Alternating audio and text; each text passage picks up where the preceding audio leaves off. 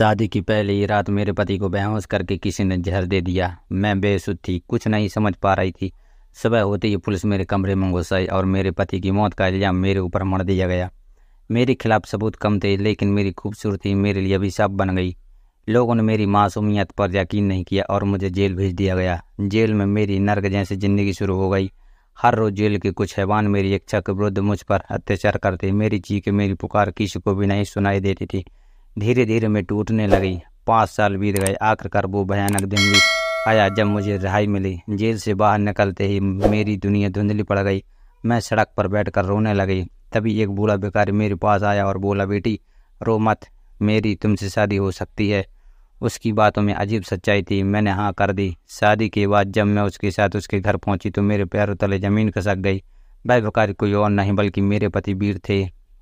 मैं विश्वास नहीं कर पा रही थी, वीर जिंदा कैसे थे और पिछले 5 सालों में वो कहाँ थे। वीर ने मुझे सारी सच्चाई बताई। उस रात जब उसे जहर दिया गया था तो वो मर नहीं गए थे, उन्हें बस गहरी बेहोशी हो गई थी। उसी रात कुछ हत्यारे उन्हें उठाकर एक अज्ञात स्थान पर ले गए थे। वहाँ उन्हें कैद करके रखा गया और उन पर रोजाना अत्याचार किए गए। वीर ने बताया कि उन हत्यारों का सरगना कोई और नहीं बल्कि मेरा चचेरा भाई रवि था। रवि हमेशा से मेरी खूबसूरती से जलता था और चाहता था कि मैं उसकी पत्नी बनूं। जब मैंने उसकी शादी का प्रस्ताव ठुकरा दिया तो उसने मेरे पति को मारने की योजना बनाई। वीर ने यह भी बताया कि जेल में वो मेरे साथ होने वाले हर अत्याचार को देख रहा था, लेकिन वो कुछ नहीं करता था। वीर और मैं अपनी पुरानी जिंदगी वापस पाने के लिए बेताब थे। हमने रवि के खिलाफ सबूत इकट्ठा करना शुरू कर दिए। धीरे धीरे हमें पता चला कि रवि सिर्फ मेरे पति की हत्या का ही नहीं बल्कि और भी कई अपराधों का जिम्मेदार था।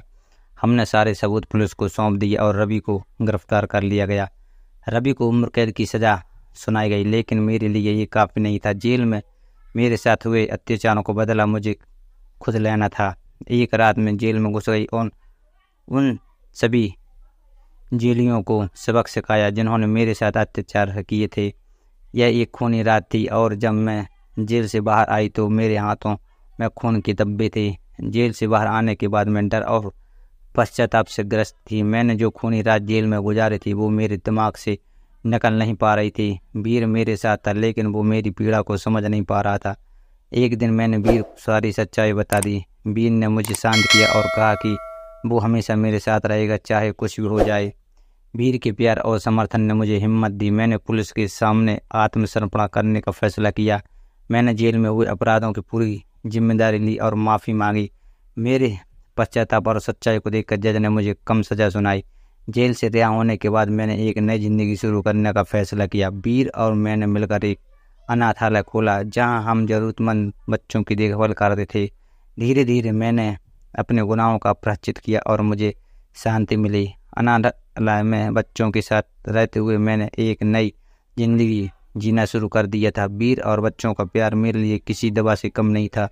धीरे धीरे मेरे मन के घाव भरने लगे और मुझे शांति मिलने लगी। एक दिन अनाथालय में एक नया बच्चा आया। वो बच्चा कोई और नहीं बल्कि रवि का बेटा था। रवि की मौत के बाद उसका कोई नहीं था।